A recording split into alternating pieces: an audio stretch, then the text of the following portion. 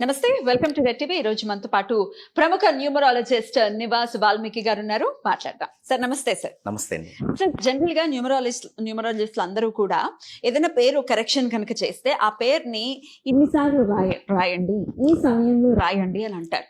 ఇలా రాయటం అనేది ఎలాంటి ఇంపాక్ట్ చూపిస్తుందండి లైఫ్ మీద?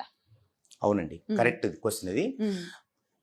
అసలు న్యూమరాలజీని అప్లై చేసుకోవటం అంటే ఏంటి అని అడిగినట్టు మీరు. వాస్తవంగా ఇది అంతే. అసలు న్యూమరాలజీ ఓకే, మనుషుల మీద ప్రభావం చూపిస్తుందని క్రితం వీడియోలో మనం మాట్లాడుకున్నాం. అసలు ఈ న్యూమరాలజీని మరి ప్రభావం చూపిస్తుంది, వాళ్ళు ఎలా అప్లై చేసుకోవాలి కరెక్ట్ అనేది ఇప్పుడు మనం చర్చించుకోవాల్సి. Yes. ఇప్పుడు మొదటగా మనం శిశువుల గురించి చూస్తే, బేబీస్ గురించి చూస్తే ఆల్రెడీ వాళ్ళని పెట్టిన ఆ పేరు సౌండ్తోనే మనం పిలుస్తుంటాం. రాజేష్, చిన్నప్పటి నుంచి రాజేష్ రాజేష్ అంటాం, ఆటోమేటిక్గా వాళ్ళకి పాజిటివ్ వస్తుంది. అయితే సమస్యల్లో ఎక్కడుందంటే, కొంత ఏజ్ వచ్చిన తర్వాత నేమ్ కరెక్షనో నేమ్ చేంజో చేసుకున్న వాళ్ళ దగ్గరే వస్తుంది సమస్య అంతా. ఇప్పుడు వాళ్ళకున్న నెగిటివ్ పోవటానికి మేము న్యూమరాలజిస్టులము ఏదన్నా నేమ్ కరెక్షన్ వాళ్ళకి ఇస్తే సరిపోతుందా, అదేమన్నా మంత్రదండమా, మరి ఏం చేసుకోవాలి వాళ్ళు అంటే, దీనికి ఏం చేయాలంటే ఆ యొక్క నేముని వారిపైన అప్లై చేసుకోవటానికి విశ్వంతో ఆ నేమ్ యొక్క సౌండ్ని కనెక్ట్ చేయాలి. అన్నీ ఇదే అంటే పూజలో కానీ భక్తిలో కానీ మొత్తం జరిగేది ఇదే.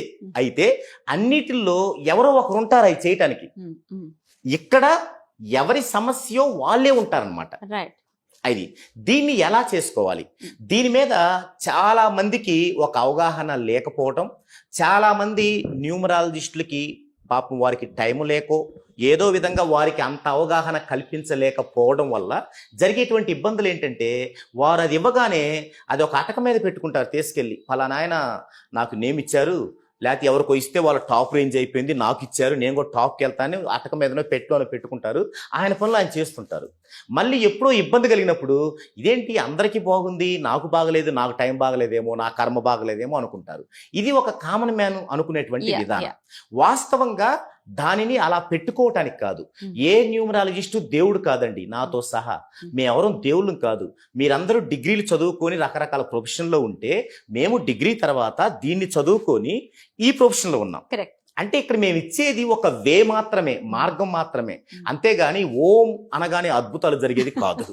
సో దీన్ని ఎలా అప్లై చేసుకోవాలి మీరు అంటే, దీన్ని విశ్వానితో కనెక్ట్ చేయడం. దీన్ని ఇంతకు ముందు 2 రకాలుగా చేశారు మన పూర్వీకులు. 1 తపస్సు చేసుకోవటం ద్వారా, 2 రామకోటి రాసుకోవటం ద్వారా. మొదట తపస్సు గురించి చెప్దామండి.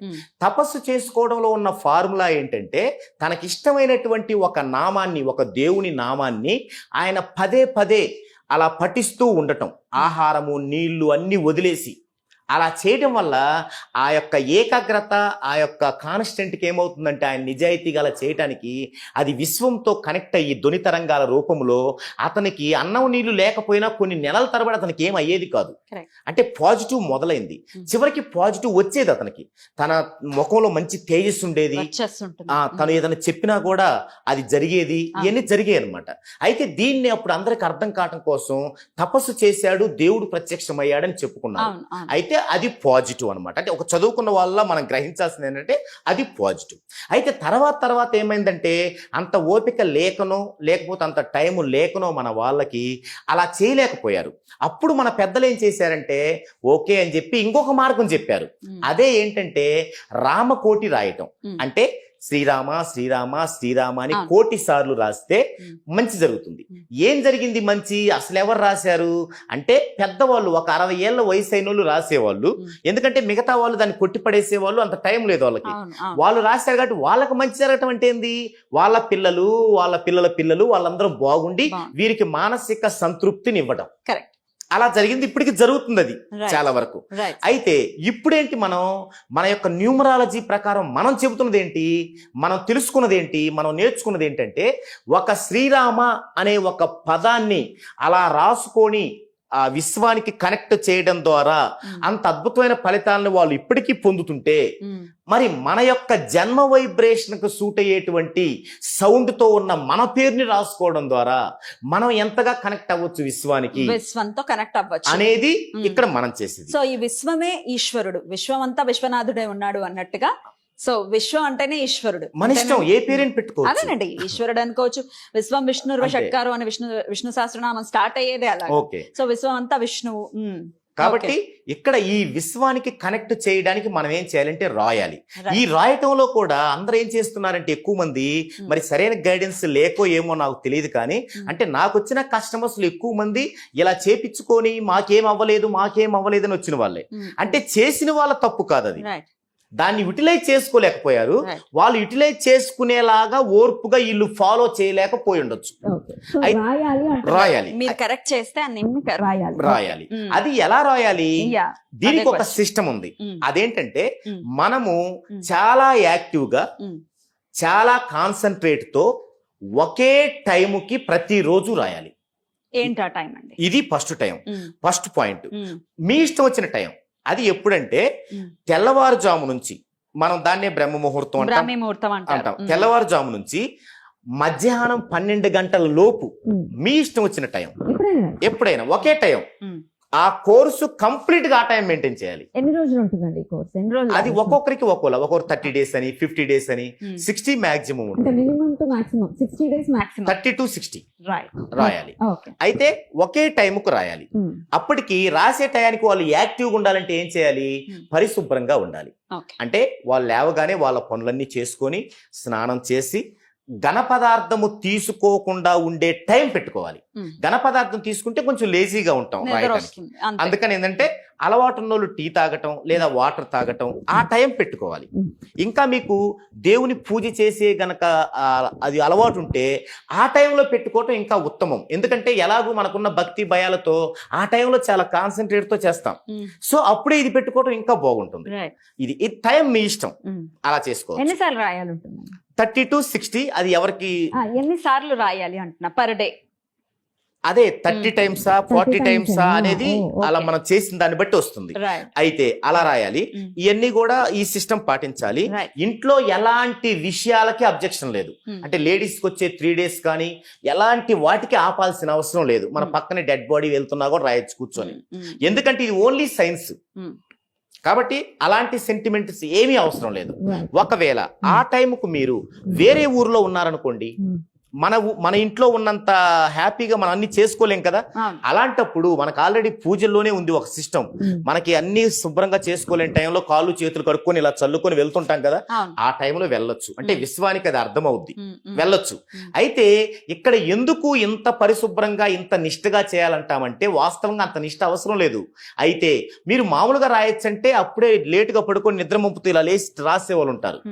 అలా రాసినప్పుడు దాన్ని యాక్టివ్ గా రాసి అలా కాన్సన్ట్రేట్ పెట్టలేరు. అందుకు మాత్రమే ఇది. అయితే మీరు జర్నీలో ఉన్నారు, బస్సులో ఉన్నారు, ఆ టైంకి ఏదో 2 రోజుల నుంచి జర్నీ చేస్తున్నారు, ఆ టైంకి బస్సులో ఉన్నారు, అప్పుడు కూడా బస్సులో కూడా మీరు రాయాలి. అది నీట్ గా ఉండని అవసరం లేదు. మీరు బుక్ తీసుకోలేకపోయినా పర్లేదు, ఏదో ఒక రఫ్ పేపర్ తీసుకొని రాసి అక్కడే పడేయచ్చు. రాసామా లేదన్నది ముఖ్యం. ఈ విధంగా రాయాలి. ఒకవేళ మీరు 50 days రాయాలి, 45 days రాశారు, 46th day టైంకి రాయలేకపోయారు, ఇదంతా క్యాన్సిల్. మళ్ళీ మొదలు పెట్టాలి. ఇంత మీ లైఫ్ కోసం ఇంత పగడబందీగా మీరు రాస్తేనే దానిని మీరు యూటిలైజ్ చేసుకున్నట్టు, అంటే అప్లై చేసుకున్నట్టు. అది రాసి ఒక కోర్సు అయిపోయాక రెండో కోర్సులో సిగ్నేచర్ చేయాలి. మరలా దానికి ఒక సిస్టమ్ ఉంటుంది. హారిజెంటల్ లైన్ 45 degrees యాంగిల్లో, తర్వాత అది ఎలా రాయాలి, లెటర్స్ అది ఉంటుంది. మనం ఇచ్చే చాట్ లో అవన్నీ వస్తాయి, అది రాయాలి. మరలా 3వ కోర్సుతో పాటు లోషు గ్రిడ్ ప్రకారం మనం కలర్ థెరపీని కూడా అప్లై చేసుకోవాలి ఇంట్లో. ఈ 3 అయితే మీకు బై బర్త్ నుంచి ఇప్పుడు దాకున్న నెగిటివ్ మొత్తం పోతుంది. సో ఇది అప్లై చేసుకునే విధానం. అయితే ఇందులో ఇలా రాయడం ద్వారా మరి అప్పుడు శ్రీరామని రాశారు, ఇప్పుడేమో ఇలా రాస్తున్నారు.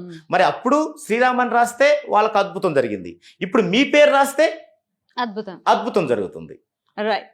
సో రాయటం మీద ఇంత సబ్జెక్ట్ ఉంది, ఇంత ఇంపాక్ట్ కూడా చూపిస్తుంది అని అంటున్నారు. అవునండి, రైట్. అది రాయటం ఏంటి? రాయటం అంటే కరెక్షన్ చేయించుకుంటే తెలుస్తుంది. ఇక్కడ నా సందేహం ఏంటంటే, ఇప్పుడు దేవుడి పేరు శ్రీరామ అనే నామము, శ్రీరాముడు గొప్పవాడా, నామం గొప్పదా అంటే నామమే గొప్పది అని అంటారు. సో ఆ నామం ఆయనది కాబట్టి అది బాగా పనిచేసింది. మనది మీద మనకు ఆ నామం ఎలా పనిచేస్తుంది అంటారు? ఓకే, ఇప్పుడు శ్రీరామ అనేది దేవుడు కాబట్టి వాళ్ళకి బాగా జరిగి ఉండొచ్చు. మరి ఇది మన పేరు కదా, మన ఏమైనా దేవుళ్ళం కాదు కదా, మరి మన పేరుకు కూడా అంత అద్భుతమైనటువంటి రిజల్ట్ ఎలా వస్తుంది అంటే ఇక్కడ మనకు తెలియాల్సిన విషయం ఏంటంటే మనకి అందరూ దేవుళ్ళు ఉన్నారు, అందరూ దేవుళ్ళే, దాన్ని మనం కాదన్న విషయం ఒప్పుకోవాల్సిన విషయమే. ఇక్కడ మనకి శ్రీరామ దేవుడు అనేది ఒక పార్ట్, కానీ అక్కడ రామకోటి రాయటంలో శ్రీరామలో ఒక పాజిటివ్ వైబ్రేషన్ ఉండటాన్ని మన మహర్షులు గుర్తించారు. అదే పాజిటివ్ వైబ్రేషన్ ని గోవింద అనే వాళ్ళలో కూడా గుర్తించారు. అదే పాజిటివ్ వైబ్రేషన్ ని అల్లా అనే పదములో, అలెలుయా అనే పదంలో కూడా గుర్తించారు. సో ఈ 4 పదాల్లో కూడా అత్యంత వైబ్రేషన్ కనిపించింది. కాబట్టి వాళ్ళేం చేశారంటే శ్రీరామ అని మీరు రాయండి, ఈ యొక్క పాజిటివ్ మీకు వస్తుంది అనేది వాళ్ళ ఉద్దేశం. అయితే ఫస్ట్ నుంచి మనం ఈ యొక్క దైవికంలో ఉన్నటువంటి సాంప్రదాయ సిద్ధంగా జీవిస్తున్నాం కాబట్టి మనం చెప్పేది ప్రతిదీ ఉపయోగపడేది దైవ రూపేణా చెప్తే దాన్ని మనం తొందరగా రిసీవ్ చేసుకుంటాం. అందుకని వారి యొక్క ప్రయోజనాలను ఆశించి వారి యొక్క మంచిని కోరుకునే మన మహర్షులు పెద్దవాళ్ళు అందుకని దాన్ని దైవ రూపేణా చెప్దామని శ్రీరాముడు దేవుడు కాబట్టే మీరు రాస్తే బాగుంది అన్నారు. శ్రీరాముడు దేవుడే, అది పక్కన పెడదామండి. కానీ శ్రీరామాని రాయడంలో దానిలో ఉన్న పాజిటివ్ అన్నమాట. మీకు ఇంకా వివరంగా కావాలంటే మరి హిందూస్లో చాలా మంది కన్వర్టెడ్ అయ్యి క్రిస్టియన్కి వెళ్తున్నారు. మరి క్రిస్టియన్స్ వెళ్ళగానే వాళ్ళు అలెలుయా అలెలుయా అంటూ సండే వాళ్ళ నామం జపం చేస్తూ ఉంటారు. వాళ్ళకు అద్భుతంగా ఉంటుంది. అంటే మన హిందూ దేవుడు కరెక్ట్ కాదని క్రిస్టియన్ దేవుడు కరెక్ట్ అని అనుకుందామా? కాదు. ఎందుకంటే ఇక్కడ అలెలుయాలో, గోవిందాలో, అల్లాలో అన్నిట్లో ఉన్నది ఒక్కటే. అలాంటప్పుడు మరి వాళ్ళు హిందువులుగానే ఉన్నప్పుడు ఎందుకు బాగలేదు వాళ్ళకి అంటే మనకు ఒక వీక్నెస్ ఉంది మనుషులకి. అదేంటంటే అన్నీ మన దగ్గర ఉన్నప్పుడు చేసుకోము, మన దగ్గర లేని దానికోసం ఎంపర్లాడుతుంటాం. అంటే మన దగ్గర ఉన్నప్పుడు హిందూస్లో ఉన్నప్పుడు వీళ్ళు కూడా రోజు గోవింద గోవింద గోవింద అనుకుంటే ఎక్సలెంట్గా ఉండేది. అనుకోరు, నామోషి. ఇప్పుడేంటి వాళ్ళకి ఆపదొచ్చింది, ఎత్తుక్కున్నారు, అలా కనిపించింది, అక్కడికి వెళ్ళారు. అక్కడికి వెళ్ళేసరికి ఏంది సండే ఇలా చేయాలి, ఒక రూల్ పెట్టుకున్నారు. ఒక భయం, భక్తి అనేది భయం నుంచే కదా వచ్చేది. అందుకు వాళ్ళకు బాగుంది. వాళ్ళు ఇక్కడ గోవింద అన్నా బాగుండేది. సో ఇక్కడ ఏంటంటే ఆ అన్ని గోవింద అల్లా అలెలుయా మొత్తం కూడా వైబ్రేషన్ ప్రధానంగా మాత్రమే అందరికీ మేలు జరుగుతుంది. కాబట్టి ఇప్పుడు మనం జన్మ వైబ్రేషన్ డీకోడ్ చేసుకుంటున్నాం కాబట్టి అందుకు మనకు కూడా అంతకంటే ఎక్కువ ప్రయోజనం చేకూరుతుంది. Right sir. సో ఈ నేమ్ కరెక్షన్ అనేది ఇంత ఇంపాక్ట్ చూపిస్తుంది లైఫ్ లో అని అంటున్నారు. అలాగే ఎవరికి వాళ్ళు కరెక్ట్ చేసుకోలేరు, డెఫినెట్ గా ఎవరో ఒక నిష్ణాతులు అయితే ఉండాలి. సో నేమ్ కరెక్షన్ చేయించుకోవాలి అనుకుంటే కింద స్క్రోల్ అవుతున్న నంబర్స్ కి కాల్ చేయండి. And thank you so much sir. నమస్తే. నమస్తే.